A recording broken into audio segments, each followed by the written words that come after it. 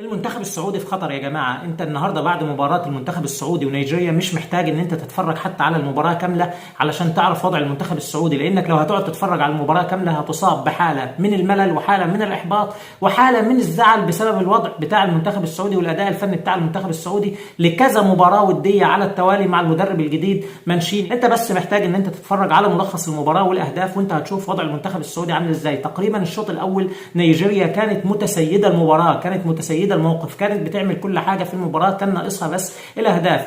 الشوط الثاني السعوديه اشتغلت شويه وجابت هدفين من ضربتين ثابتتين، يعني ما كانش فيهم حتى اداء فني او جمل تكتيكيه او اختراق لمنطقه الجزاء او لعبه معينه حلوه تقدر تقول عليها، بخلاف الهدفين بتوع نيجيريا كانوا هدفين متميزين جدا وهدفين بيوريك سير المباراه كانت عامله ازاي واداء المنتخب النيجيري في المباراه ككل كان عامل ازاي. انا مش من الناس اللي هي تفضل تماما ان هي تحكم بدري على المدرب، ولكن احنا دلوقتي مش بدري. انت لو قعدت تستنى يبقى انت هتستنى لما انت تقع في مشكله مع المدرب في مباراه رسميه او في بطوله رسميه ممكن تخسرها تماما بسبب الاداء الفني بتاع المدرب مع اللاعبين. انا واحد من الناس مؤيد تماما لاي منتخب وطني ان اللي يمسك المنتخب الوطني لازم يكون مدرب وطني، لان الموضوع مش فنيات وبس. انا مدرك ان المنتخبات الوطنيه تماما غير الانديه، المنتخبات غير الانديه. النادي انت ممكن تجيب مدير فني من اي مكان ويؤدي لك كويس طالما المدير الفني ده كفء ومعاه ادوات ومعاه لاعبين كويسين واداره كويسه وحاجات كويسه توفر له بيئه النجاح. لكن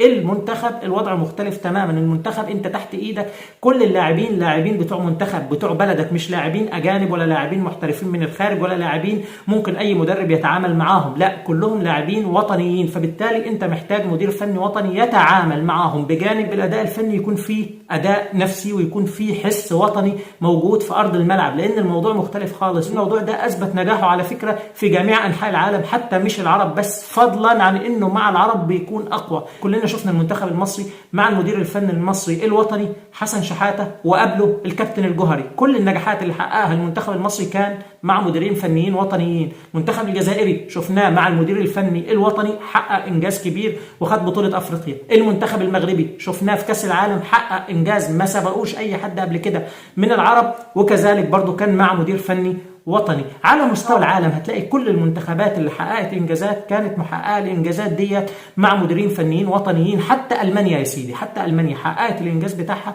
مع مدير فني وطني. لذلك انا بقول لك في المنتخبات يا جماعه الوضع مختلف تماما. انت ممكن تجيب افضل مدير فني في العالم وما ينجحش معاك، ممكن تجيب جوارديولا، ممكن تجيب يورجن كلوب، ممكن تجيب اي اسم عالمي كبير، بس معاك في المنتخب صعب انه ينجح. لكن المدير الفني الوطني ينجح معاك لان البيئه كلها بتاعته، البيئه كلها بيكون هو تقدر تقول من داخل المطبخ، هو فاهم طبيعه اللاعب بتاعه، فاهم دماغ اللاعب بتاعه، فاهم نفسيه اللاعب بتاعه.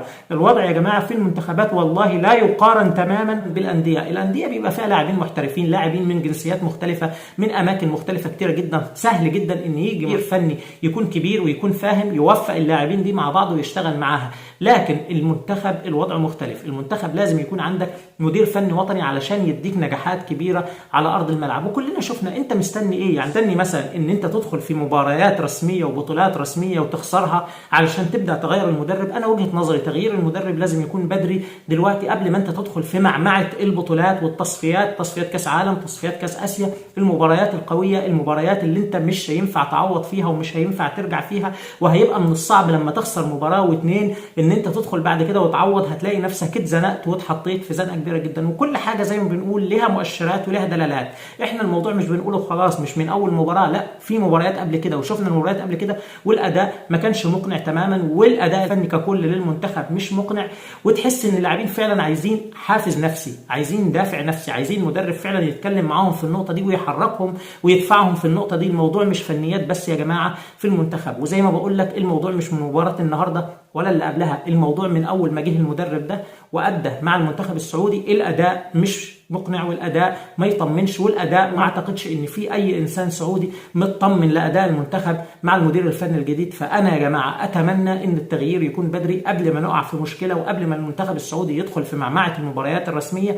اتمنى ان التغيير يكون بمدير فني وطني، واتوقع 100% بقول لك النجاح اثبتته التجارب قبل كده على مستوى كل المنتخبات العالميه فضلا عن انها المنتخبات العربيه كذلك نجحت وحققت كل الانجازات بتاعتها مع مديرين فنيين وطنيين. فاتمنى التغيير يجي بمدير فني وطني ان شاء الله، واتمنى ان شاء الله النجاح للمنتخب السعودي الفتره القادمه وللكره القدم السعوديه بصفه عامه، اللهم امين. ولكل الدوريات العربيه والمنتخبات العربيه الفتره اللي جايه باذن الله يكونوا في احلى مستوى واعلى مستوى يا رب، اللهم امين. والسلام عليكم ورحمه الله وبركاته.